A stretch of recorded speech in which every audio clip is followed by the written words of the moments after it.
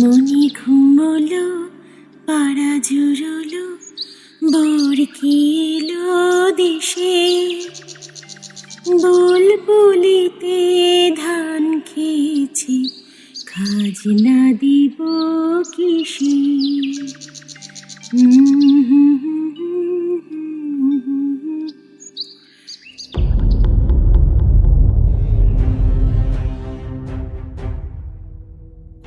টাকা তো তুমি আমাদের কাছ থেকেও নাও তরঙ্গ, এমন তো নয় যে বিনা পয়সায় কাজ করে। তা কেন, একেবারে গুরু ঠাকুরুনের মতো দেখেন তোমাকে। বেশ তো, এতই যদি ভালো তারা, সেখানকার গুরু ঠাকুরুন গিলি করলেই পারো। নিষেধ করেছে কে? ভাত ছাড়লে কাকের অভাব আছে নাকি আজকাল? আমার টেবিলে তোমার চিলের কাটা আর সিঁদুরের কৌটোটা কেন রেখেছো বৌদি? আর কি জায়গা নেই? আর যা মুখ বৌদিদি, কব কি আপনারে? কাজ তো আপনার বাসায়ও করি, দোষ ত্রুটি হইলে আপনিও তো ধমক টমক দেন।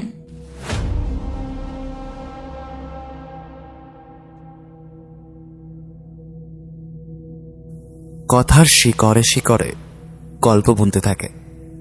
সে গল্প বুনতে বুনতে হয়তো অনেকটা বড় হয়ে যায়, আর যখনই সাজানো গল্পটা বড় হয়ে যায়, বিপদটা তখনই জানলার ফাঁক দিয়ে উকি মারে, যেমনটা তরঙ্গবালার সাথে হতে চলেছে। নমস্কার, আমি সাম্য। আজ তোমার জন্য সেই ধরনেরই গল্প শুরু হচ্ছে নরেন্দ্র মিত্রের লেখা দ্বিচারিণী।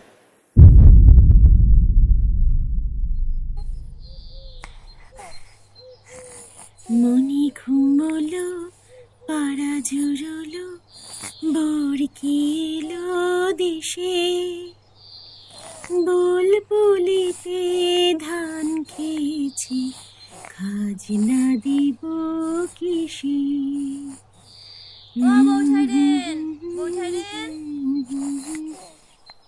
কোলের ছেলেকে ঘুম পাড়াবার জন্যে তার পিঠ চাপড়াবার সঙ্গে সঙ্গে গুনগুন করতে করতে মমতা সদর দরজা পর্যন্ত এসেছিল। এইটা কি 33 নম্বরের বাড়ি? ডাক শুনে বাইরের দিকে মুখ ফেরালো মমতা। 25-26 বছরের একটি বউ তাদের একেবারে দূরের সামনে এসে দাঁড়িয়েছে। পরনে নীল পেরে খাটো শাড়ি, আঁচলে মাথার সবটুকু ঢাকেনি, সিঁথিতে মোটা সিঁদুরের দাগ, কপালে ছোট্ট সুগল ফোঁটা, দুহাতে দু গোছা মোটা মোটা শাখা আর গোছা দুই করে কাচের চুড়ি। দেখলে বোঝা যায় নিম্ন শ্রেণীর গৃহস্থ ঘরের বউ। গায়ের রং ময়লা, চেহারাও একটু রোগাটে, কিন্তু ওরই মধ্যে মুখে বেশ একটু লক্ষ্মীশ্রী আছে। নাক চোখ তেমন চোখা চোখা না হলেও মুখের করণটুকু ভারী মোলায়েম, কথা বলবার ধরনটুকু বেশ মিষ্টি। মমতা একটু এগিয়ে গিয়ে বলল, হ্যাঁ, এ বাড়ির নম্বর 33ই। কেন বলো তো? সে কথার জবাব না দিয়ে বউটি আবার জিজ্ঞেস করল, আর এ বাড়ির কর্তার নাম বুঝি নীরদ বরণ মুখুজ্জে? হ্যাঁ, কেন? তাকে দরকার নাকি তোমার? বউটি এবার ঠোঁট টেপে একটু হাসল, তারপর বলল, না না, তাকে না, তার পরিবারের নামে চিঠি দিয়েছেন বৌদিদি। এই আপনার কাছেই পাঠাই দিয়েছেন, এই নেন চিঠি খান।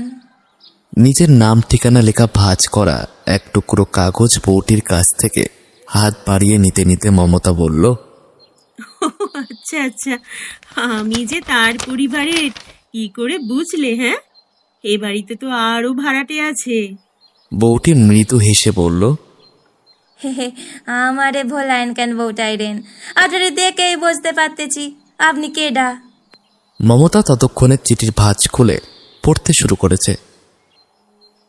ভাই মমতা, সেদিন সিনেমা দেখতে গিয়ে তুমি একটি ঝির কথা বলেছিলে, কিন্তু নতুন কোনো ঝি অনেক খোঁজাখুঁজি করেও পেলাম না। তোমার অসুবিধার কথা ভেবে আমাদের তরঙ্গকেই শেষ পর্যন্ত পাঠালাম। পুরোপুরি নয়, আধা আধি। মাস দেড়েক হলো আমাদের বাসায়ও কাজ করছে, কিন্তু এক জায়গায় কাজ করে ওর পোষাবে কেন? আর একটা কাজ ওকে জুটিয়ে দেওয়ার জন্যে কদিন ধরেই আমাকে ধরাধরি করছে। এদিকে তোমারও ঝির দরকার। ভাবলাম ভাগ যদি কাউকে দিতেই হয় তবে তোমাকে দেওয়াই ভালো। তরঙ্গরও ইচ্ছে আমাদের জানাশুনো ও আমাদের মতো ওই ভদ্রলোকের বাড়িতে আর একটা কাজ পায়। আমি তাকে বলেছি, কেবল আমাদের মতো নয়, আমাদের চেয়েও বেশি ভদ্রলোকের বাসায় পাঠাচ্ছি তোমাকে। আচ্ছা শোনো মমতা, কথাবার্তা বলে ঠিক করে নিও। আমরা 12 টাকা করে দিচ্ছি। বাসন মাজা, জল তোলা, বাটনা বাটা, কয়লা ভাঙা সবই করে তরঙ্গ। স্বভাব চরিত্র বেশ ভালো, দুদিন দেখলেই বুঝতে পারবে। ইতি অসীমা মৈত্র। চিঠি পড়া শেষ করে মমতা উৎফুল্ল স্বরে বলল,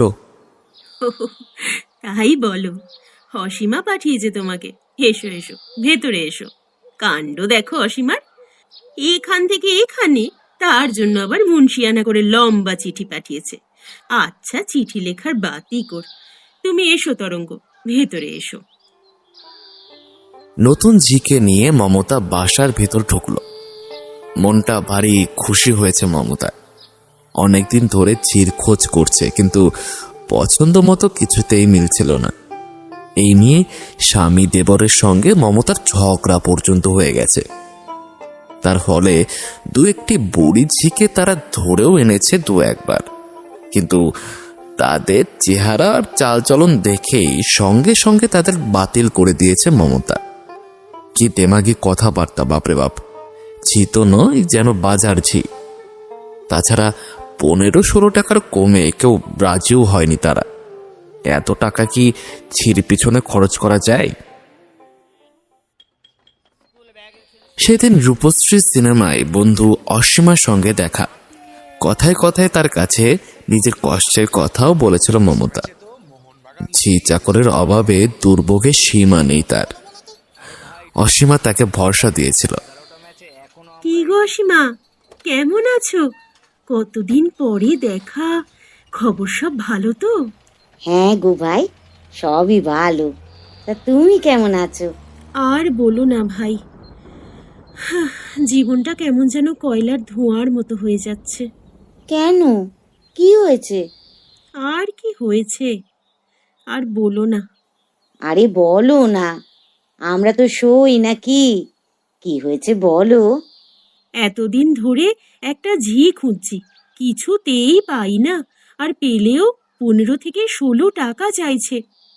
আচ্ছা তুমি বলো ভাই, 15-16 টাকা দিয়ে কি ঝি রাখা যায় এই যুগে? হ্যাঁ, আচ্ছা, এবার বুঝলাম। তুমি আর কি বুঝবে বলো। আচ্ছা আচ্ছা, জি তোমাকে যেমন করে পারি একটি জুটিয়ে দেব। তুমি ভাই বেশি চিন্তা করো না।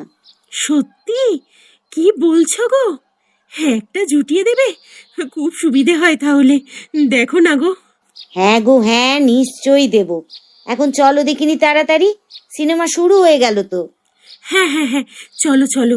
তাছাড়া বাড়ি ফিরে তো শুধু কাজ আর কাজ। উফ, শরীর আর দেয় না।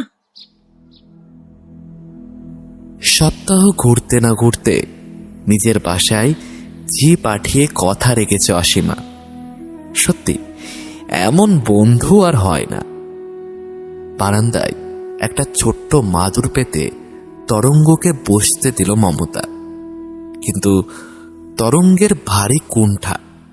সংকোচের সঙ্গে একপাশে বসে বলল, আবার মাদুর কেন বউঠাইরেন? আমাকে বসবার জন্য আবার মাদুর লাগে নাকি? মাটিতেই তো বসতে পারতেন। কেন মেঝে বসবে কেন? ভালো হয়ে উঠে বসো বরং। তা থাকো কোথায় তুমি? বাড়িতে কে কে আছে? ওই যে নারকেল ডেঙ্গায় যে রেফিউজি ক্যাম্পটা আছে না, ওখানে থাকি গো বউঠাইরেন। নারকেল ডাঙ্গার রিফিউজি ক্যাম্পে থাকে তরঙ্গরা। স্বামী আছে, কিন্তু থাকলে কি হবে? 6 মাস যাবৎ শয্যা ধরা। রোগ কি আর একটি? হাঁপানি আছে, অম্বলের দোষ আছে, আরো কত কি। ক্যাম্প থেকে রেশন দেয়, বাজার খরচ দেয়, কিন্তু রোগীর খরচ পায় 5 মাস, তো তাতে মেটে না। তাছাড়া ভবিষ্যতের কথাও ভাবতে হয়। সেজন্যেই তরঙ্গ কাজে বেরিয়েছে। স্বামী কুঞ্জ দাস প্রথমে কুতকুত করেছিল, কিন্তু তরঙ্গ মোটেই আমল দেয়নি। বলেছে, এই তরঙ্গ, তোরে এত কাজ করতে হবে না, আমি তো ঠিকই আছি। তুমি সাইরা ওঠো, রোজগারপত্র করো, আমি তখন নয় আর বাইরাবো না। কিন্তু এখন মানের ভয়ে চুপ কইরা বসে থাকলে চলবে কেমনে বলো দেখিনি? তোমার দুধটুকু চাই, কমলাটা চাই, বেদানাটা চাই, তা তো আর ক্যাম্প দেবে না। তার জন্য তো টাকার দরকার নাকি? তরঙ্গ মমতাকে জিজ্ঞেস করলো, কি বলেন বৌঠাইরেন, আমি ঠিক কই নাই? মমতা ঘাড় নেড়ে জানালো, ঠিক কথাই বলেছে তরঙ্গ। তারপর আরো অনেক খবর সংগ্রহ করলো মমতা। ফরিদপুর জেলার খড়িশার গায়ে তরঙ্গদের বাড়ি, যাতে তাতে, কিন্তু বাপের বাড়ি কি শ্বশুর বাড়ি কাউকে সে তাঁত বুনতে দেখেনি। বাপের বেনিতির দোকান ছিল, আর স্বামী হাটে বাজারে গামছা বিক্রি করত। কিন্তু রোগে রোগে শরীর এত খারাপ হয়ে পড়ল যে গামছার মোট মাথায় করবার শক্তি রইল না। বসে থাকলে খাওয়াবে কে? এদিকে ধানের মন 20 টাকা 25 টাকা। লোকের মুখে মুখে খবর গেল কলকাতা শহরে নাকি গরিব দুঃখীদের থাকা খাওয়ার সরকারি ব্যবস্থা হয়েছে। সেই ভরসায় পাড়াপড়শিদের সঙ্গে সঙ্গে তরঙ্গরাও এসে পড়েছে শহরে। কিন্তু পরের পয়সায় বসে বসে খাওয়া ভালো লাগে না তরঙ্গর। স্বামী একটু সুস্থ হয়ে কাজকর্ম করতে পারলেই সে ক্যাম্প ছেড়ে দেবে, ভদ্রলোকের মতো স্বাধীনভাবে থাকবে আলাদাভাবে। বলতে বলতে হঠাৎ যেন খেয়াল হলো তরঙ্গর। অপ্রতিভ স্বরে বলল, ও মা, গল্পে গল্পে বেলা তো মায়েরা ফেললাম গো বৌঠাইরেন। আসল কাজের কথা তো কিছু শুনলাম নে। তা কি কি করতে হবে কয়েন বৌঠাইরেন? মানুষ কয়জন আপনারা? কাজের জন্য ভেবো না, অসীমাদের বাসায় যে কাজ এখানেও তাই। আর লোকের মধ্যে যে মুখুজ্জে মশাইয়ের নাম মুখস্থ করে এসেছিলেন, সেই ভদ্রলোক, তার ভাই, আমি আর আমাদের এই দোলন। ঘরের মধ্যে দোলনায় ঘুমন্ত ছেলেকে দেখিয়ে দিয়ে মমতা বলল, এবার গুনে দেখো তো তরঙ্গ, কজন হলো? তরঙ্গ লজ্জিত স্বরে বলল, কি যে কয়েন বৌঠাইরেন, মানুষ রে মানুষ কি আবার গোনে নাকি? কাজের সুবিধার জন্য জিজ্ঞাসা করছিলুম কথাটা। তা ভালো কথা, আগে আপনাগো বাসায় কাজ করব না ওনাগো বাসায় কাজ সাইরা তারপর আসবো আপনাগো এখানে? সে তোমার যেমনি সুবিধে হবে তেমনি করো। অসীমারা পুরনো মনিব, তাদের কাজই তো আগে করা ভালো, তাই না? না না বৌঠাইরেন, তেনারা তেমন মানুষ নয়। আমি নিজের ইচ্ছে মতো যাই আসি, কাজ কাম করি, কেউ কোনো কথা কয় না। আর দাদা বাবুর মতো এমন মানুষ তো আর হয় না, একেবারে মাটির মানুষ। আর দিদিমণি কলেজে পড়লে হবে কি, কোনো দেমাক নাই, অহংকারও নাই। মমতা বাধা দিয়ে বলল, দিদিমণি মানে সুধাংশুবাবুর পিস্তত বোন ইলা বুঝি? হ গো বৌঠাইরেন, তিনি ভারী সাদা সিধা, মেজাজও খুব ঠান্ডা, এদিকে ফুর্তিও আছে। প্রথম যেদিন কাজ আরম্ভ করি, এই ঠিক আপনার মতোই নাম ধাম, কে আছে না আছে সব খুঁইটা খুঁইটা জিজ্ঞাসা করলেন। নাম শুই না বললেন, ভারী চমৎকার নাম। আমি তো লজ্জায় মরি। সত্যি তোমার নামটা বেশ সুন্দর। তরঙ্গ না হই খেন্তি, পেঁচি, যশোদা, মানদা হলেই হয়েছিল আর কি। তাহলে নাম বদলে রাখতাম, সহজে ছাড়তাম না। নামের ব্যাপারে আমার ভারী খুঁতখুঁতি তরঙ্গ। ছেলের নাম 3 বার বদলেছি। তাছাড়া ইলা খুব ফুর্তিবাজ মেয়ে বটে, আমার ঠাকুরপোটাও তাই। মেজাজটা অমনিতে ভারী কড়া, কিন্তু হাসি ঠাট্টা আমোদ ফুর্তির বেলায় যেন আর এক মানুষ। পরদিন থেকে মমতাদের বাসাও কাজ শুরু করলো তরঙ্গ। বাথরুম আর মমতাদের রান্নাঘর একেবারে পাশাপাশি, জল তোলায় তেমন কোনো কষ্ট নেই। খুব বেশি বাসনপত্র ব্যবহার করে না মমতারা, এদিক থেকেও ভারী বিবেচনা তাদের। কিন্তু সবচেয়ে ভারী বিবেচনা তরঙ্গর নিজের। কাজে কোনো রকম গাফিলতি নেই তার, নিখুঁতভাবে কাজ করে। তার কাজ তার পরিষ্কার পরিচ্ছন্নতা দেখে কেবল মমতা নয়, নীরদ নির্মল দুই ভাই খুব খুশি। এমন আর হয় না। তরঙ্গ কেবল বাইরের কাজই করে না, অবসর পেলে ঘরের ভেতরে ঢুকে তাকগুলো গুছিয়ে রাখে, ঝেড়ে পুছে পরিষ্কার করে দুখানা ঘরের মেঝে। দেওয়ালে কোথাও একটু মাকড়সার জাল জমবার জন্যই। তরঙ্গ চোখে পড়লেই নারকলের শোলা দিয়ে সে তা ফেলে দেবে। মমতা একদিন বলল, দূর থেকে দেখলে তোমাকেই কিন্তু ঘরের বউ বলে মনে হয়, যেন নিজের ঘরই সাজাচ্ছ গুছোচ্ছ। তরঙ্গ লজ্জিত হয়ে জবাব দিল, কি যে কয়েন বৌঠাইরেন, কাজের পরের কাজ ভাবলে কি আর কাজ কইরা সুখ পাওয়া যায়? সব কাজে নিজের কাজ মনে কইরা করলে কাজে আর কোনো কষ্ট থাকে না গো বৌঠাইরেন। নির্মল পাশের ঘর থেকে বলে উঠল, বৌদি, শুনে একটু শেখো। 7 বছর তো বিয়ে হয়ে গেল তোমার, এখনো শ্বশুর বাড়িকে নিজের বাড়ি বলে ভাবতে শিখলে না। সব কাজই কেমন ওই অফিস বাড়ির মতো করো। আর তরঙ্গকে দেখো, দুদিনে কেমন কাজ করে। একটু দেখে শেখো, একটু দেখে শেখো ওকে, বুঝলে? আচ্ছা আচ্ছা, কলেজে পড়া পাশ করা বউ এসে কেমন কাজ কাম করে দেখবো তখন। ওই যে ও বাসার ওই ইলা দিদিমণির সঙ্গে আমাগো ছোট দাদা বাবুরে কিন্তু চমৎকার মানায়। কলেজে পড়লে কি হবে, কোনো দেমাক টেমাক কিচ্ছু নাই তার। আমার কাছে কেন? যাও না, যাও ছোট দাদাবাবুর কাছে গিয়ে বলো, কথাটা বলো দেখি। সপ্তাহখানেক বাদে অসীম একদিন জিজ্ঞাসা করলো, ও তরঙ্গ, নতুন মনির বাড়ির কাজকর্ম কেমন লাগছে তোমার? কেমন লোক তারা? বললে না তো কিছু। লজিকের পাতা উল্টাতে উল্টাতে অসীমার ননদ ইলা জবাব দিল, বলে না আবার, আমাদের তরঙ্গ বাসার প্রশংসায় দিনরাত একেবারে পঞ্চমুখ। মিথ্যা তো কই নাই বৌদি, ও বাসার যে বউটাইরেন সত্যই ভারী চমৎকার মানুষ, একেবারে আপনজনের মতো ব্যবহার। আর দাদা বাবুরাও খুব সুনজরে দেখেন আমারে। এই তো ছোট দাদা বাবু সেদিন চা পর্যন্ত খাইলেন আমার হাতের। বলেন কি, আমরা জাত বিচার মানি না তরঙ্গ, চা কেন তোমার হাতের ভাতও খাইতে পারি। ভারী ফুর্তিবাজ মানুষ আছেন, ঠিক আমাগো দিদিমণির মতো চমৎকার মানায় কিন্তু দুইজনের। মুখ লাল করে ইলা উঠে গিয়ে লজিক নিয়ে বসলো। অসীমা হাসতে লাগলো মুচকে মুচকে। প্রস্তাবটা একেবারে অসম্ভব নয়। মমতারা রাড়ি আর অসীমারা বারেন্দ্র, কিন্তু আজকাল তাতে বিয়ে আটকায় না। তাছাড়া মমতার দেবর নির্মল টেলিগ্রাফ অফিসে ভালো চাকরি করে। অসীমা ভাবল পিসি শাশুড়ির কাছে একবার লিখবে কথাটা, কিন্তু কেবল ছোট দাদাবাবুর প্রশংসাই নয়, মমতারও খুব সুখ্যাতি করল তরঙ্গ। গায়ের ব্লাউজটা ছিঁড়ে গেছে মমতার, তাকে নিজের গায়ের একটা ব্লাউজ দিয়েছে সেদিন। অসীমা কৌতূহলী হয়ে এগিয়ে এলো। মমতার দেওয়া ব্লাউজটা গায়ে দিয়ে এসেছে তরঙ্গ।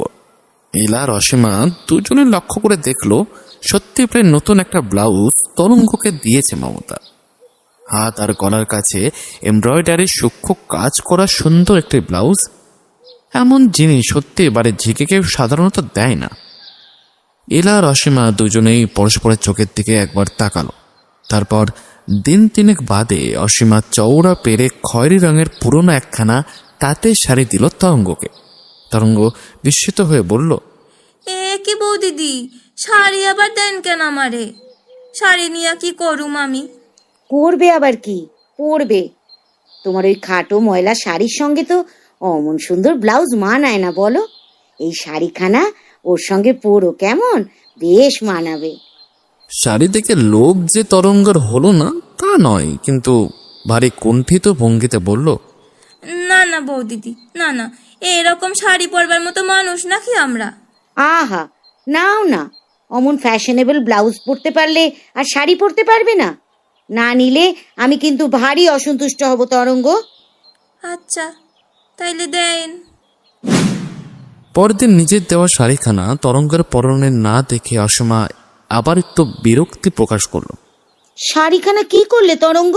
তুইলা রাখছি গো বৌ দিদি, ভালো শাড়ি এক জায়গায় যাওনের আসনের কালে পয়রা বাইরন যায়। আচ্ছা, তেমন শাড়ি তোমাকে আমি আর একখানা বরং দেব, কিন্তু ওই নোংরা খাটো শাড়িটা তুমি আর পরে বেরিও না তরঙ্গ, বড় বিশ্রী লাগে চোখে। তার চেয়ে বৌদির দেওয়া শাড়িটাই পরো, বেশ মানাবে তোমাকে। আচ্ছা। পরদিন তরঙ্গের পরনে খয়েরি রঙের শাড়ি দেখে মমতা একটু অবাক হয়ে গেল। ব্যাপার কি গো, শাড়ি কিনলে নাকি তরঙ্গ?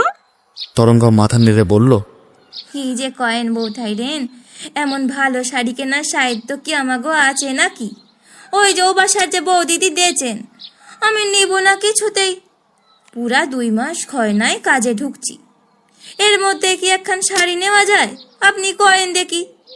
কিন্তু বৌদিদি কিছুতেই ছাড়লেন না, বলেন কি জানেন, না নিলে রাগ করব। শোনেন কথা, বলবো কি বৌঠাইরেন, একেবারে দেবতার মতো মন তেনাদের। এমন মানুষ আর হয়? তারপর তরঙ্গের পরনে শাড়িখানার একটি আঁচলে হাত দিয়ে ধরে একটু পরীক্ষা করে দেখে বলল, সাবধানে পরো তরঙ্গ, পুরনো শাড়ি কিনা 2-3 ধোপের বেশি টিকবে বলে তো মনে হয় না। আচ্ছা, সামনের মাসে তোমাকে আমি নতুন একখানা শাড়ি দেবক্ষণ, রংচঙে নয়, কিন্তু বেশ শক্ত ভালো জমিনের। ওটা পরে কাজকর্ম করতে তোমার খুব সুবিধে হবে। না না বৌঠাইরেন, আর শাড়ির দরকার নেই আমার। দিদিমণিও আমার একখানা দেবেন কইছেন, এত শাড়ি দিয়া কি করুম আমি? ও আচ্ছা। তারপর দিন 4-5 বাদে মমতা হঠাৎ একটি প্রস্তাব করে বসল। তরঙ্গ, কাল বেলা 1:15 সময় আসতে পারো একবার? 1:15 এলেও হবে। কেন বৌঠাইরেন? দরকার আছে, সিনেমায় যাব একটু। তুমি দোলনকে কোলে নিয়ে সঙ্গে যাবে। সিনেমা দেখেছো কোনোদিন? ছবিতে কথা বলে। না বৌঠাইরেন, তা কোনোদিন দেখি নাই। কিন্তু যাবো কেমনে কয়েন দেখি? বৌদিদির কাজ কাম আছে, আপনাকেও তো জল তুলতে হবে, বাসন মাজতে হবে। আরে আরে, সে একবেলার ব্যবস্থা যেভাবে পারি করে নেবক্ষণ। কিন্তু ও বাসার বৌদিদির যে কষ্ট হবে। ভারী তো কষ্ট, একবেলা 2 বালতি জল তারা তুলে নিতে পারবে না? হ্যাঁ, এতই বড় লোক হয়েছে নাকি তারা? হ্যাঁ। তারপর সুর পাল্টে মমতা মিষ্টি হেসে বলল,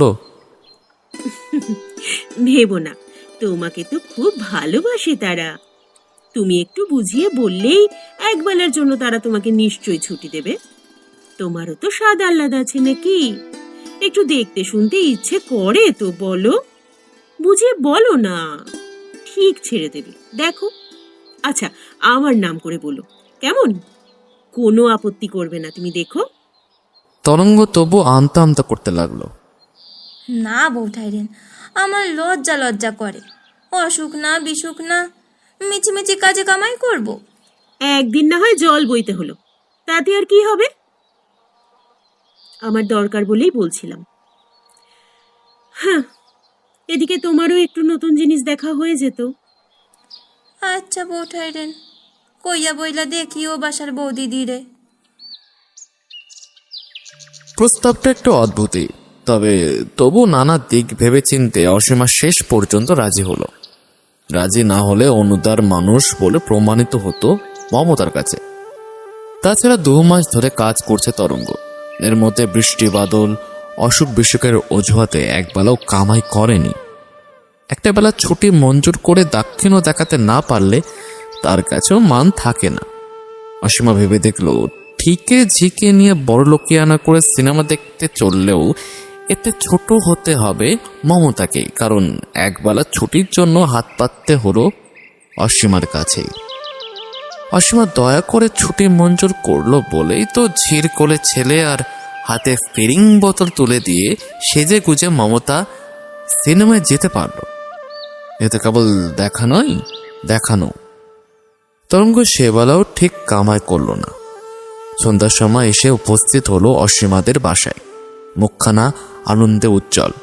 অসীমা কয়লা ভাঙতে আরম্ভ করেছিল।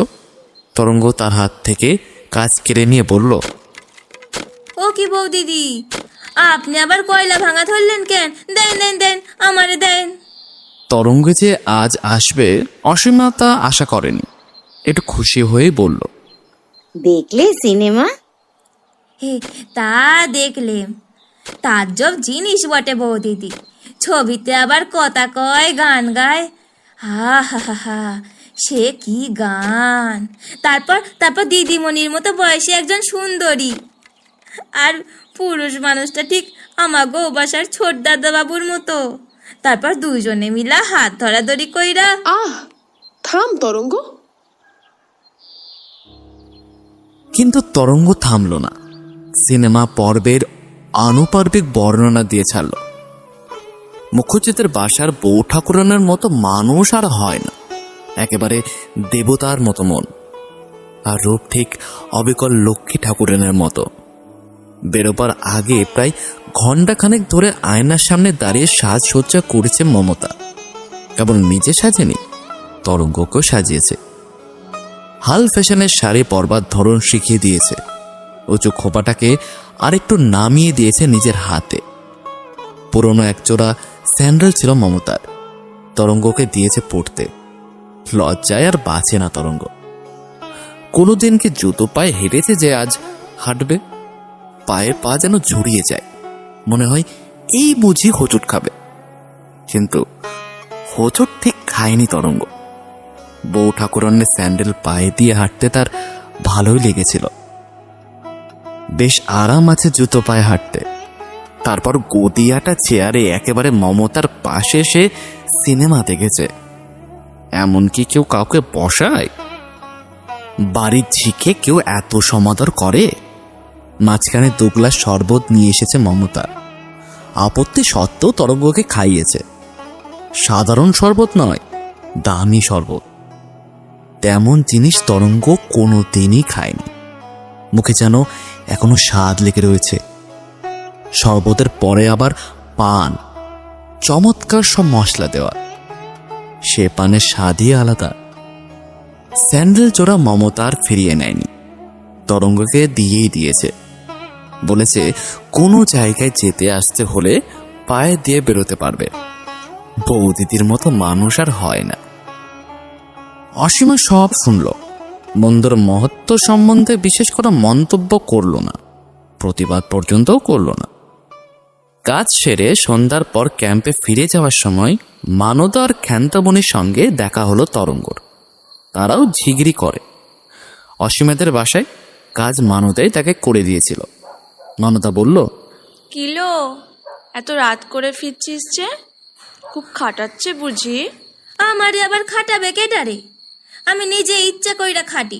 এই তো এক বউঠাই রে না সিনেমা দেখাইয়া আনলেন, আর এক বউ দিদি সেদিন শাড়ি দিলেন একখান। ঝির মতো কোনো জায়গায় কাজ করি নাকি আমি? যতক্ষণ থাকি বাড়ির মানুষের মতো থাকি। বউঠাই রে না একেবারে আসল ননদের মতো দেখে না আমারে। খ্যান্তমণি মিশি দেওয়া দাঁতে হাসল। মরণ কথা শোনো আমাদের তরঙ্গের। আরে এসব হলো ওদের কাটিয়ে মারার কায়দা। এখনো সময় আছে। আপন বুঝে চলতে শেখ, ফাঁকি দিতে শেখ, নইলে খেটে খেটে মুখে রক্ত উঠে মরে যাবি কোনোদিন অভাগী। এসব কথা খ্যান্তরা আগেও তরঙ্গকে অনেকবার বলেছে, কিন্তু তরঙ্গ মোটেই কানে তোলেনি। এরা যা বলে বলুক, তরঙ্গ তাদের মতো পেশাদার ঝি নয়। সে গৃহস্থ ঘরের বউ। অভাবে পড়ে ভদ্র গৃহস্থ বাড়ি সে কাজ নিয়েছে। তারাও কেউ তাকে ঝির মতো দেখেন না, বাড়ির লোকের মতোই আদর যত্ন করেন। 2 বাসাতেই তরঙ্গর খাতির। এমন সমাদর সম্মান কোনো ঝি কোনো বাড়িতেই পায় না। কেবল সম ব্যবসায়ীর কাছেই নয়, ক্যাম্পে ফিরে এসে স্বামী ও বৃদ্ধা শাশুড়ির কাছেও তরঙ্গ 2 মণি বাড়ির গল্প করে। বউ ঠাকুরান আর বৌদিদি রূপে গুণে একজন লক্ষ্মী আর একজন সরস্বতী। কুঞ্জ বিছানায় শুয়ে কমলা লেবুর কোয়া ছাড়াতে ছাড়াতে রোগশীর্ণ মুখে হাসে আর বলে, আর তুই বুঝি একজনের পেঁচা আর একজনের লক্ষ্মী? কিন্তু মুখে যতই তামাশা করুক, স্ত্রীর গুণে কুঞ্জ মুগ্ধ। এমন লক্ষ্মী বউ আর হয় না। 2 জায়গায় কাজ করে 2 মনিবের মন রক্ষা করে তরঙ্গ তাকে রুটি, মাখন, বেদানা, কমলা লেবু এনে খাওয়ায়। এদিকে সুখ্যাতিও পায় দুই মনিবের বাসায়। ক্যাম্পে তো আরও কত বৌঝি বাবুদের বাসায় ঝিগিরি করে, কতজনের নামে কত অভিযোগ, কত খিচখিচ। কেউ কাজে গাফিলতি করে, কারো হাত টানের দোষ আছে। বাসার সমস্ত ছেলের সঙ্গে কেউ কেউ বা ফষ্টি নষ্টি করবার দোষে ধমক খায়, কত কেচ্চা, কত কেলেঙ্কারি। শুয়ে থাকলেও সবই কানে যায় কুঞ্জ দাসের, কিন্তু তার স্ত্রী তরঙ্গবালা, তার নামে কেউ কোনোদিন নালিশ করতে আসেনি। কাজে কামাই করেছে বলে ছুটে আসেনি কোনো বুড়ো কর্তা কি কোনো ছোকরা বাবু। অকারণে তুচ্ছ কোনো কাজের অছেলায় খোঁজ নিতে আসেনি তরঙ্গর। ক্যাম্পের বাসায় তরঙ্গর মনিবের ভাগ্যের প্রশংসা করে, আর কুঞ্জু দাসের স্ত্রী ভাগ্যের। সিনেমা দেখে আসার পরদিন যত সকালে সাধারণত ওঠে, তার চেয়েও বেশি ভোরে উঠে হরমোহন ঘোষ লেনের অসীমাদের বাসায় কাজ করতে এলো তরঙ্গ। জল তুললো, বাসন মাজলো, ঘর ঝাড় দিল, উনুন ধরিয়ে দিল, তারপর বলল, আমি চললাম গো বৌদিদি। সে কি কথা তরঙ্গ, এখনো তো 7টা বাজেনি। আমার এই মাছটা একটু কুটে দিয়ে যাও। ও বাসায় আবার ভাড়াটে বেশি কিনা, একটা কল চৌবাচ্চা, সকাল সকাল গিয়ে জল তুললে না দিয়ে আসলে ভারী অসুবিধা হয় বৌঠাইরেনের। সুবিধা অসুবিধা তো সবারই দেখতে হয় তরঙ্গ, তাছাড়া অন্যদিন তো বলি না তোমায়, বলো। আজ তোমার দাদাবাবুর 2জন বন্ধুকে খেতে বলা হয়েছে, তাই একটু কাজকর্ম বেশি। কাল আবার কয়লা ভাঙতে গিয়ে আমার হাতে ফোসকা পড়েছে দেখো, নইলে আমি করতাম মাছটা। তাছাড়া তোমরা মাছের দেশের মানুষ, বড় মাছ টাছ করতে ভালোবাসো, জানো ভালো, তাই ভাবলাম। সুধাংশু গালে সাবান মেখে আয়নার সামনে দাড়ি কামাচ্ছিল, বলল, তরঙ্গ, এত বড় পোনা মাছটা না তোমার বৌদি ঠিকঠাক কাটতে পারবে না, বুঝতে পারছো? তুমি কেটে দিয়ে যাও, নাহলে ওটা নষ্ট করে ফেলবে। তারপর স্ত্রী আর বোনের দিকে তাকিয়ে মৃদু হেসে বলল, তুমি বুঝতে পারছো, তোমাদের চাইতেও তরঙ্গ মাছ কাটে ভালো। আগের দিন চেতল মাছ কাটার ভাব দেখেই আমি বুঝতে পেরেছিলাম। কোটা খারাপ হলে না মাছের স্বাদ একদমই চলে যায়। পড়াশোনা শিখলেই হয় না, বুঝতে পারছো? মাছ কাটার একটা আলাদা আর্ট থাকার দরকার।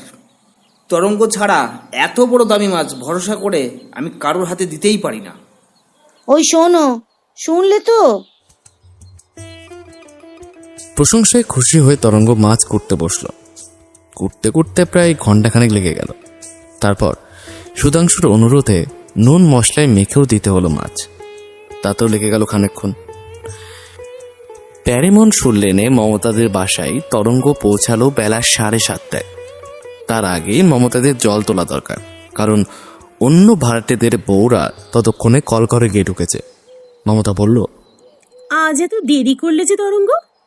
জানো তো সকালে না এলে জল তোলার কত অসুবিধে। 5 জনের ভাড়াটে বাড়ি বলে কথা। ও বাসায় আবার দাদাবাবুর 2জন বন্ধু খাবেন কিনা, তাই মাছ টাছ কুটে দিয়ে আসতে হলো। ও আচ্ছা আচ্ছা, তুমি ওদিকে মাছ কোটো, আর এদিকে জল টেনে টেনে আমার হাত ব্যথা হোক। কেবল একজনের সুখ সুবিধে দেখলেই তো চলে না, বলো?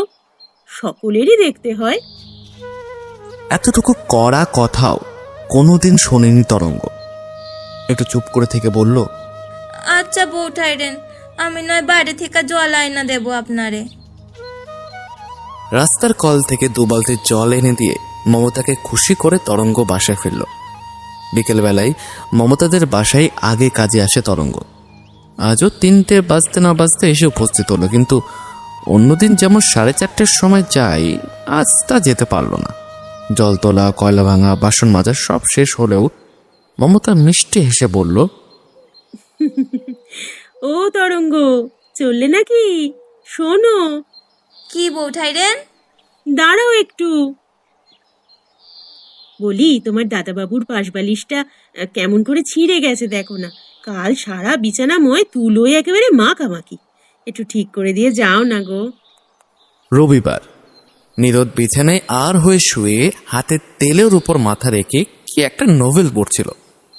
তরঙ্গর দিকে চেয়ে মৃদু হেসে বলল, কাল সারা রাত ঘুমোতে পারিনি তরঙ্গ। গায়ে তুলো, নাকে তুলো, একেবারে তুলোময় হয়েছিলাম আর কি। বালিশটা তুমি যদি একটু ঠিক করে না দিয়ে যাও তবে আজও সে দশা হবে। তোমার বৌদির ভরসায় থাকলে এ জন্মেও বালিশটা ঠিক হবে না। তুমি যা হয় একটু ব্যবস্থা করে দিয়ে যেও। এইসব ছোটখাটো বাড়তি কাজ নিজেই জিতে নিয়েছিল তরঙ্গ। দাদা বাবুরা তো শুধু মাইনে দেন না, মাইনে ছাড়াও উপরে হিসাবে শাড়ি দেন, সায়া ব্লাউজ দেন, সিনেমা দেখান।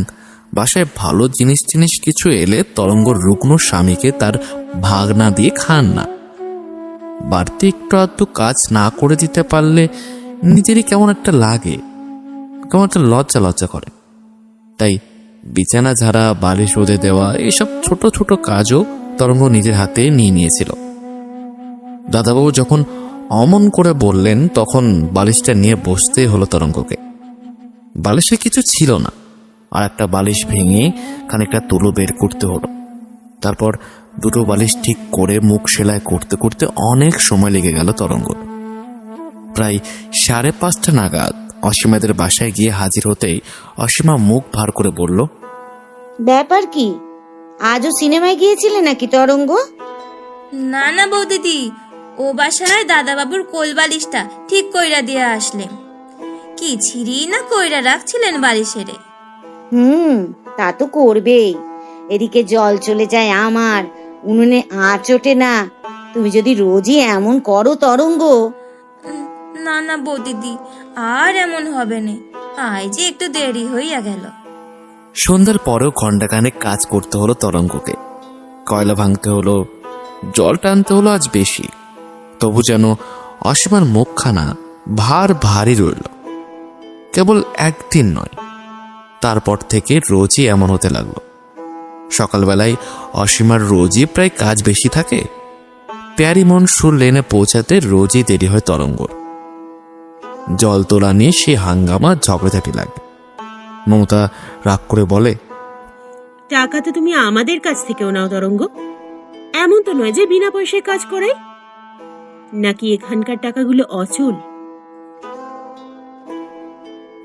বিকেলের দিকে হরমোহন ঘোষ লেনে পৌঁছাতে রোজই প্রায় সন্ধ্যা হয়ে আসে তরঙ্গ। মমতার নানা রকম কাজ থাকে তখন, সহজে তরঙ্গ ছুটি পায় না। তরঙ্গর হাতে ছাড়া মমতার ছেলে দোলন শান্তভাবে দুধই খায় না। তরঙ্গর হাতে চুল বাঁধা মমতার স্বামী ভারী পছন্দ করে। তরঙ্গ ব্যস্ততা দেখালে মমতা বলে, সেই যদি এমন যাই করো তাহলে কি চলে বলো? আমি তো ঘড়ি ধরে দেখি এই বাসায় তুমি কতক্ষণ কাজ করো। তরঙ্গ ঠিক এই ধরনের কথার প্রতিধ্বনি শোনে অসীমার মুখে। ঘড়ির দিকে একবার চেয়ে দেখো দেখিনি তরঙ্গ, কটা বাজে? মাস গেলে মাইনে আমরাও তো তোমাকে দিই নাকি? বরং ও বাসায় যেখানে 7-8 তারিখের আগেই মাইনে পাও না, এ বাসায় সেখানে 2রা তারিখেই তোমার সব পাওনা চুকিয়ে দিই। সে কথাও তো একটু বিবেচনা করতে হয়। এমন একচকমি করলে চলবে কি করে? ঝি আমিও রেখেছি, মমতাও রেখেছে, দুজনেরই ঠিক ঝি তুমি। এমন তো নয় সারা দিন রাতের বাধা ঝি তুমি মমতার। এমন করলে আমি পারবো কি করে বাপু, বলো দিকিনি? জি, কথাটি এর আগে অসীমার মুখে কোনোদিন শোনেনি তরঙ্গ। সারা চোখ মুখ লাল হয়ে উঠল। কানের মধ্যে যেন ঝি ঝি করতে লাগলো তরঙ্গর। একটু চুপ করে তরঙ্গ বলল, বউ ঠাইরেন যে আমারে ঝির মতো দেখেন নে বৌদিদি। অসীমা বিকৃত মুখে বলল, তা কেন, একেবারে গুরু ঠাকুরুনের মতো দেখেন তোমাকে। বেশ তো, এতই যদি ভালো তারা, সেখানকার গুরু ঠাকুরুন গিলি করলেই পারো। নিষেধ করেছে কে? ভাত ছাড়লে কাকের অভাব আছে নাকি আজকাল? মমতাও যে ঠিক আগের চোখে দেখে তা কিন্তু নয়। তারও মধুর ব্যবহার, কথা বলবার মিষ্টি ধরনটুকু একেবারে বদলে গেছে। এই তো সেদিন বিকেলের কাজ সেরে তরঙ্গ চলে যাচ্ছে, এমন সময় মমতা বলল, ও কি, চলে যাচ্ছ যে তরঙ্গ? কয়লা ভেঙে দিয়ে যেতে হবে তো, বলিনি তোমাকে? আজকের মতো কয়লা তো আছে বউ ঠাইরেন, কায়লা এসে ভাঙবো। ও বাসায় আবার দেরি হইয়া যাবে না। এসেই কেবল ও বাসা আর ও বাসা। এই বাসায় বুঝি মন টেকে না কি তরঙ্গ? আমার কাজকে আর কাজ বলে গ্রাহ্য হয় না নাকি? বেশ তো, অসীমাদের বাসায় যদি এতই মধু, সেখানে দিন রাত লেগে থাকলেই তো পারো। তোমায় তো আর জোর করে আটকে রাখিনি এখানে কেউ। যদি না পোষায় কাজ ছেড়ে দিলেই তো হয়। মাসে মাসে 12টা করে টাকাও গুনবে, আর এদিকে কাজে তুমি দিনের পর দিন গাফিলতি করবে। হ্যাঁ, আমি আর সইতে পারি না। একটু চুপ করে থেকে মমতা আবার বলল, টাকা বড় জিনিস, বড় কষ্ট করে ঘরে আনতে হয় গো। 14 হাত মাটি খুঁড়লে একটা পয়সাও বেরোয় না, জানো তো। তরঙ্গ একটু চুপ করে থেকে বলল, আপনি এসব বলছেন? ও বাসার বৌদিদি কিন্তু। রাগে আরো চলে উঠল মমতা। শুনেছি, ও বাসার বৌদি দুধ দিয়ে মুখ ধুয়ে দেন তোমার। তিনি একেবারে ভালো মানুষের গোড়া যে। তরঙ্গ কদিন ধরে লক্ষ্য করছে, এ বাসার বউ ঠাকুরন ও বাসার বৌদির সুখ্যাতি ঠিক আগের মতো শুনতে পারে না। ও বাসার বৌদি যে এ বাসার বউ ঠাকুরের প্রশংসা শুনলে খুশি হয়, তাও কিন্তু নয়। একটু চুপ করে থেকে তরঙ্গ বলল, আমি তা বলছিলাম না বৌঠাইরেন, বলছিলাম আপনার এখান থেকে যাইতে একটু দেরি হইয়া গেছিল দেখা। কি গাইলটাই না গাইলেন তিনি। আপনার বাসায় নাকি আমি বেশি কাজ করি, তার কাজে নাকি ফাঁকি দিই। তাই নাকি? এসব কথা বলেছে নাকি অসীমা? তা তো বলবেই, চিরকালই ওর ওই রকম কুন্দুলে স্বভাব। হাহ, আর কথা একেবারে চাঁচা ছোলা, কোন রকম মিষ্টত্ব নেই মুখে। তরঙ্গ লক্ষ্য করল বেশ একটু সহানুভূতি আর অন্তরঙ্গতার ভাব এতক্ষণ বাদে মমতার মধ্যে ফের আবার দেখা যাচ্ছে। তরঙ্গ উৎসাহিত হয়ে বলল, মিষ্টি কথা দূরে থাক, এমন মুখ খারাপ করে গায়ে দিলেন যে কি কব বৌঠাইরেন। সেই সব কথা ভদ্রলোক কেন আমাকে মতো ছিচাকরের মুখ দিয়াও বাইর হয় না। ভদ্র অভদ্র জাতের মধ্যে লেখা থাকে না তরঙ্গ, মানুষের স্বভাব ব্যবহার চালচলনেই তা বোঝা যায়। হাহ, অসীমার মুখ যে কি একখানা বস্তু, তাহার আমার জানতে বাকি নেই। ফেরার সময় মনটা খচখচ করতে লাগলো তরঙ্গর। এর আগে একজনের কথা আর একজনের কাছে সে লাগায়নি কোনোদিন। কাজটা ভালো নয়।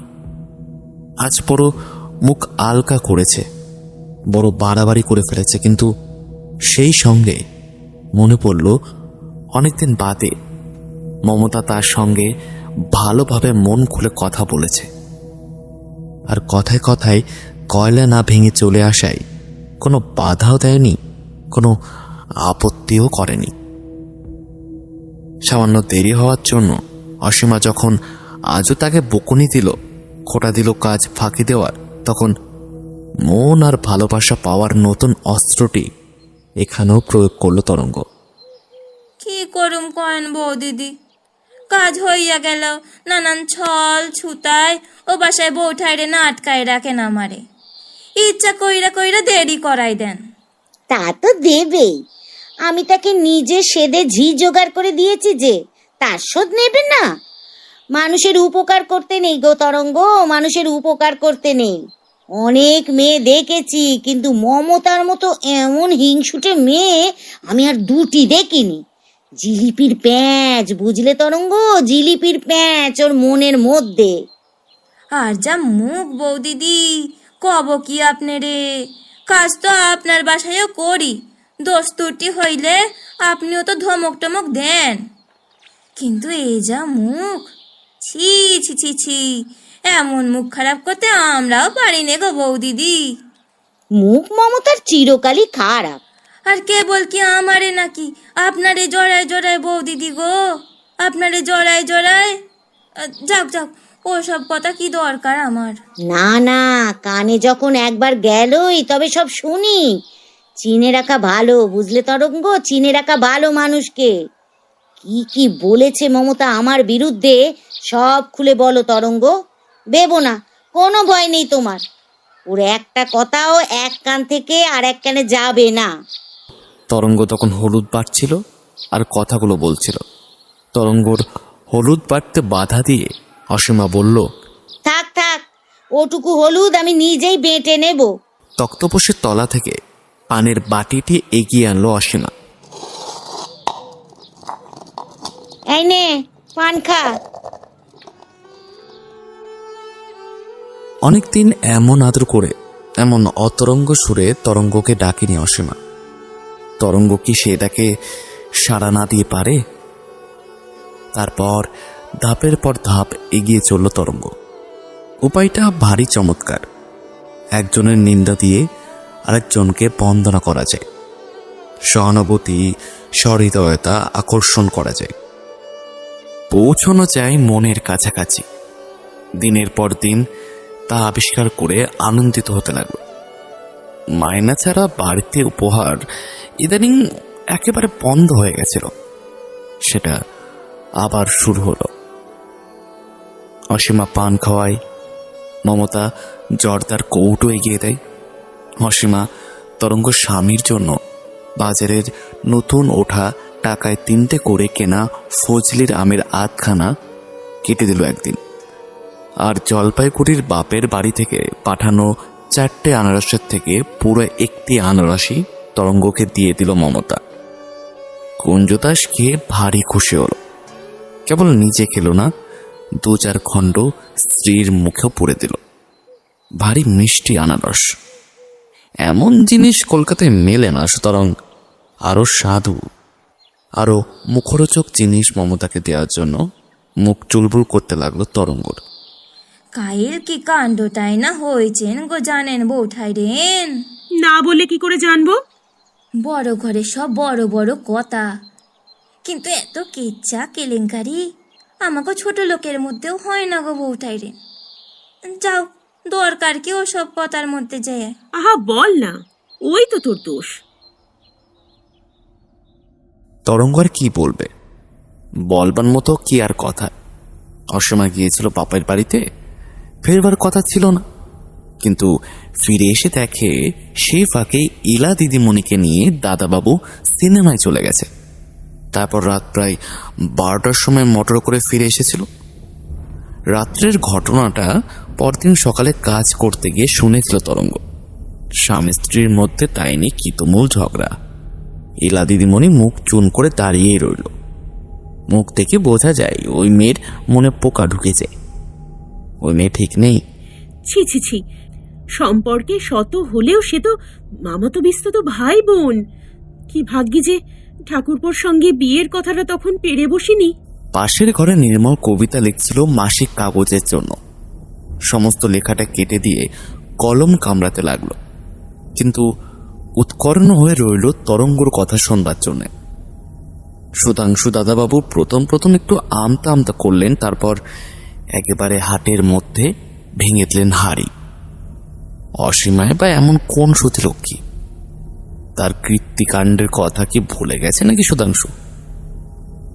তার নিজের বন্ধু বিনয়কে সেদিন ঘাড় ধরে বের করে দিতে হয়নি? কিন্তু দোষ তো কেবল বিনয়েরই ছিল না। এক কাঠিতে তো আর ঢোল বাজে না। মমতা গালে হাত দিয়ে বলল, আজ থেকে না তোকে আমি তুই বলবো, তুমি নয়। তা বলিস কি? হ্যাঁ, আজ 4 বছর বিয়ে হয়ে গেছে, এখনো দোষ গেল না? ছি ছি ছি ছি, শুনলে কানে আঙুল দিতে ইচ্ছে হয় রে তরঙ্গ। একই স্বভাব, একই প্রবৃত্তি। ফাঁক পেলেই এখনো বিনয়বাবু আসেন কিন্তু বৌঠাইরেন। তারপর ঘরের মধ্যে কুচকুচ ফুসফুস। ওসব দোষ এখনো গেল না অসীমার? ছি ছি ছি ছি ছি ছি ছি। ও দোষ কি আর যাওয়ার বৌঠাইরেন? ও দোষ মাইয়া মানুষেরা যদি একবার পাইয়া বসে, চিতায় উঠবার আগে ছাইরা যায় না। তরঙ্গ অকৃতজ্ঞ নয়, পক্ষপাতিত্ব নেই তার মনে। অসীমার ফজলি আমের স্বাদটুকু ভালোই ছিল, সুতরাং তাকেও বঞ্চিত করল না। বিকেলের কাজ শেষ করে বাসায় যাওয়ার আগে অসীমাকে একান্তে ডেকে নিয়ে বলল, এমন কেলেঙ্কারি কাণ্ডও যে ভদ্রলোকের ঘরে হয় তা তো আমার জানা ছিল না গো বৌদিদি। ব্যাপার কি রে, অত চেপে চেপে কথা বলছিস কেন? না না বৌদিদি, আমি যাই। দরকার কি আমাকে বড় ঘরের কথায় থাইকা? অসীমা হাত টেনে ধরল তরঙ্গর। যা বলছিলি খুলেই বল না তরঙ্গ, কোনো ভয় নেই তোর। বলবো কি বৌদিদি, বলবার মতো কি আর কথা? বয়স হয়েছে, ছাওয়াল পান হইয়া গেছে, এখনো এই সব। ছি ছি ছি ছি। বলবার মতো কথা নয়, তবুও বলবো না করে অসীমার অনুরোধে সবকিছুই খুলে বলল তরঙ্গ। আজ বিকেলে কাজ করতে গিয়ে তরঙ্গ দেখে স্বামী স্ত্রীর মধ্যে দারুণ ঝগড়া। সে ঝগড়ায় কান পাতা যায় না। বড় দাদাবাবু আর ছোট দাদাবাবুর মধ্যে কথাবার্তা একেবারেই বন্ধ। কথা বলা বন্ধ হবে না? পুরুষ মানুষের কি এসব সহ্য হয়? দিনরাত কেবল দেবরকে নিয়ে ফষ্টি নষ্টি, আর কেবল কি হাসি তামাশা, একেবারে ঢলা ঢলি অবস্থা। কতদিন তো তরঙ্গ নিজের চোখেই দেখেছে। চোখ পেতে আর দেখতে পারে না তরঙ্গ। অসীমা থুতনিতে আঙুল ঠেকিয়ে বলল, বলিস কি তরঙ্গ, ছেলে পুলে হয়েছে এখনো এই প্রবৃত্তি? আর নির্মল, তাকে তো ভালো ছেলে বলেই জানতাম। ভালো তো সবাই বৌদিদি, আমি দেখাই বুঝতে পারতেছিলাম। মনের মধ্যে যদি কু থাকে বৌদিদি গো, চোখ মুখ দিয়ে আপনি তা ফুইটা বাইর হয়। কিন্তু মাইয়া মানুষের কাছে আগে যদি আশকারা না পায়, তবে পুরুষের সাধ্য কি বলো বৌদিদি? বড় বেঁচে গেছি রে তরঙ্গ। ভাগ্যিস নির্মলের সম্বন্ধে পিসিমাকে তখনই আমি চিঠি লিখিনি, তাহলে আর রোপকে ছিল না। কলেজ থেকে ফিরে এসে পাশের ঘরে বইগুলো টেবিলের উপর সাজিয়ে রাখছিল লীলা, আর কান পেতেছিল তরঙ্গের কথায়। হঠাৎ পরম অধীর হয়ে রবীন্দ্র রচনাবলীখানা শুদ্ধ আরো খানেক বই একেবারে ঠেলে ফেলে দিল টেবিলের তলায়, আর চেঁচিয়ে বলে উঠল, আমার টেবিলে তোমার চিলের কাটা আর সিঁদুরের কৌটাটা কেন রেখেছো বৌদি? আর কি জায়গা নেই? অসীমা তার দিকে তাকিয়ে বলল, বড় বাঁচা বেঁচে গেছিস ভাই। তরঙ্গ যাওয়ার সময় কাঁঠালের এক টুকরো ইঁচড় অসীমা তার হাতে তুলে দিল। তারপর বলল, নে, রেঁধে খাস দুজনে। আমাকে তুই রক্ষা করেছিস তরঙ্গ। দিন দুই পরে অসীমা বলল, কাল কিন্তু একটু সকাল সকাল আসিস তরঙ্গ, আমার বাবা মাকে খেতে বলেছি, অনেক কাজ বাড়িতে। খবরটা মমতাকে দিতেই বলল, খবরদার যেন আমার এখানে আসতে দেরি করিস নে। মামা আর মামিদের অনেক দিন ধরেই বলবো ভাবছি। আজই বলে পাঠাবো, কাল রবিবার, কালই সুবিধে। আগে আসবি আমার এখানে, বুঝলি? পরদিন ভোরে ক্যাম্প থেকে বেরিয়ে বকুল গাছটার তলায় দাঁড়িয়ে দাঁড়িয়ে তরঙ্গ একবার ভাবল, কোন বাসায় আগে যাওয়া যায়। যেখানে যাবে সেখানেই আটকা পড়বে। ডাঙায় বাঘ, জলে কুমির। ঠিক এই সময় মানদার ক্ষান্তমণি কাজে চলেছে। তরঙ্গকে দিকে থেমে গেল ওরা। মানদা বলল, কিলো তরঙ্গ, দাঁড়িয়ে আছিস যে? কাজ কামাই করার মতলবে আছিস নাকি? কাকে কি বলছিস মানু? ও কি আর ওসব কিছু জানে? আমাদের তরঙ্গ হলো ধর্মরাজ যুধিষ্ঠিরের পরিবার, খড়দার মা গোসাই। চল চল আমরা যাই। মানদারা চলে যাচ্ছিল, হঠাৎ তরঙ্গ তাদের পিছন থেকে ডেকে বলল, ও ক্ষান্তা দিদি, শোনো শোনো শোনো। কি রে তরঙ্গ, কি বলছিস? তরঙ্গ একটু লজ্জিত ভাবে বলল, বলছি কি, একটা উপকার করবা তোমরা আমারে? উপকার? কি উপকার? আমার যে মনিব গো, বাসা তো দুইজনেই চেনো। একজন যাও হর মন খসলে নে, আর একজন যাও প্যারি মন শুনলে নে। তা যাইয়া বলবা কি তরঙ্গ আয় যাইতে পারবো না, কলেরা এসে মরো। বেশ না ছাইরা উঠতে পারে না। কাজ খান উদ্ধার কইরা দাও না দিদিরা। পান তামাক খাবামু, কথা দিচ্ছি। কিন্তু পান তামাক খাওয়াবার আগেই মানদার ক্ষান্তমণি উল্লাসিত হয়ে উঠল। বলিস কি তরঙ্গী? এই তো একদিনে বুদ্ধি হয়েছে তোর। কমাস আগে যদি বুদ্ধিটা খেলতো, তাহলে কি আর খেটে খেটে এমন হাড্ডি সার হতিস? যাওয়ার সময় তরঙ্গর মুখের কাছে মুখ নিয়ে ক্ষান্ত তার গালে ছোট্ট একটা চুমু খেয়ে বলল, বড় ভাবনা ছিল রে তোকে নিয়ে। যাক, এবার বাঁচবি।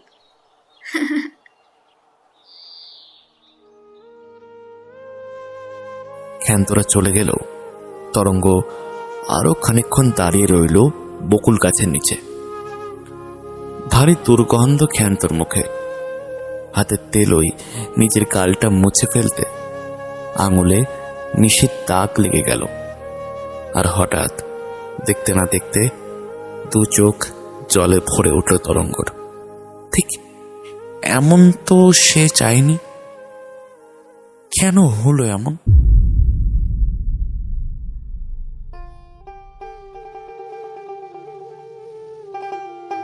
শেষ হলো নরেন্দ্র মিত্রের লেখা দ্বিচারিণী।